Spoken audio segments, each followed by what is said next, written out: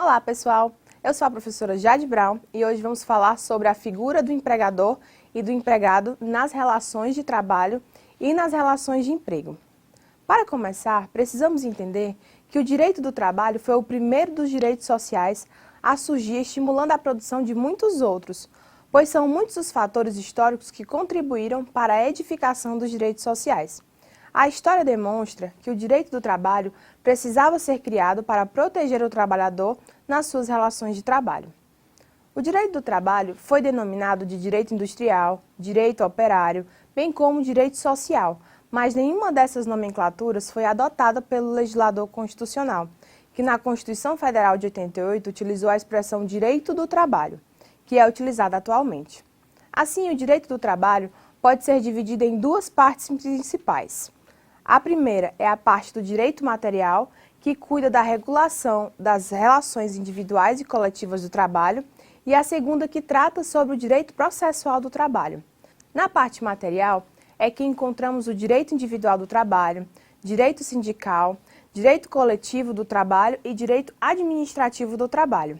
Vale ressaltar que, chamado direito individual do trabalho, é onde são estudadas as regras e princípios que orientam a contratação de sujeitos singularmente considerados. No artigo 2º das Consolidações das Leis do Trabalhistas, que é a CLT, a definição da figura do empregador como a empresa individual ou coletiva que, assumindo os riscos da atividade econômica, admite, assalaria e dirige a prestação pessoal de serviços. É importante destacar que, apesar de a legislação trabalhista ter enquadrado o empregador como empresa, não considera a possibilidade de uma pessoa física ser empregadora, como podemos observar nas relações contratuais com os empregadores domésticos.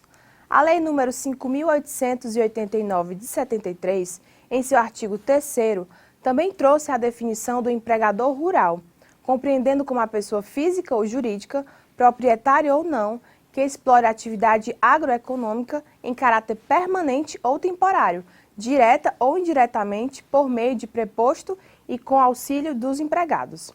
Temos ainda a figura do empregador por equiparação, que constitui os profissionais autônomos, as instituições beneficentes, as associações recreativas ou outras instituições sem fins lucrativos, os sindicatos, as cooperativas, os condomínios, desde que contratem empregados para serem seus subordinados. Tais informações são encontradas no artigo 2º, parágrafo 1º da CLT. Então, podemos compreender dessas definições legais que o empregador é aquele que assume a responsabilidade econômica e é responsável pela contratação de funcionários. É ele que tem a responsabilidade e organização, direção dos processos da organização.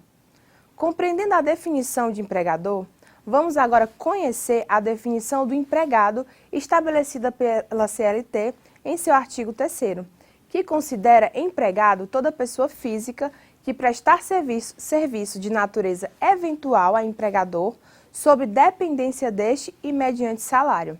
Fique atento para um detalhe importante.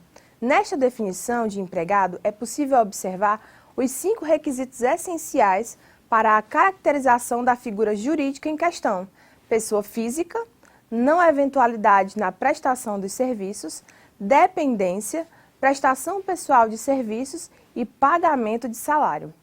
A norma também conceitua os tipos de empregado doméstico, o empregado rural, o empregado público, que são destacados em seu material do aluno, mas que seguem os mesmos requisitos essenciais ditos anteriormente.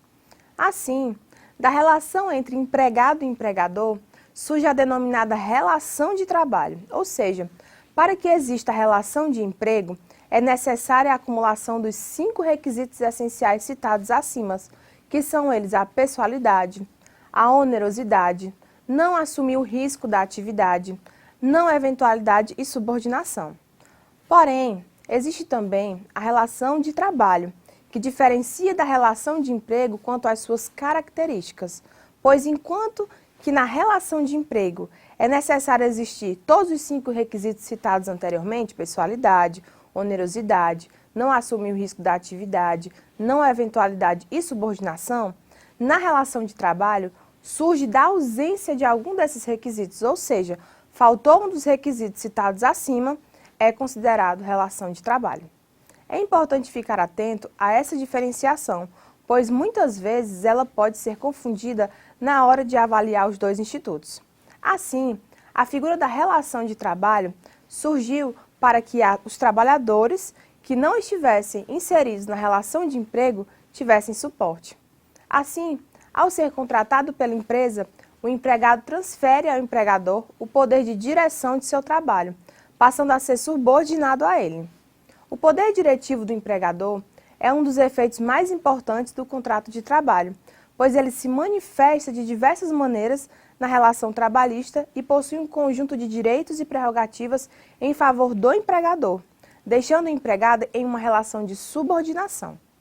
Porém, isso não dá direito ao empregador de agir fora dos limites legais e ferir o direito do empregado.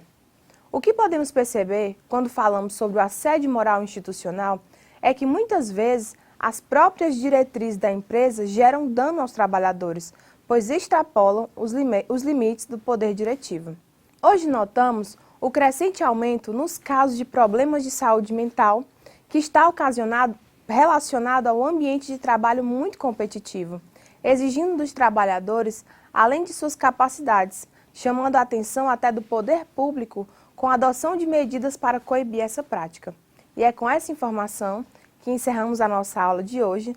Não deixe de consultar o material disponibilizado na área do aluno e nos vemos na próxima aula.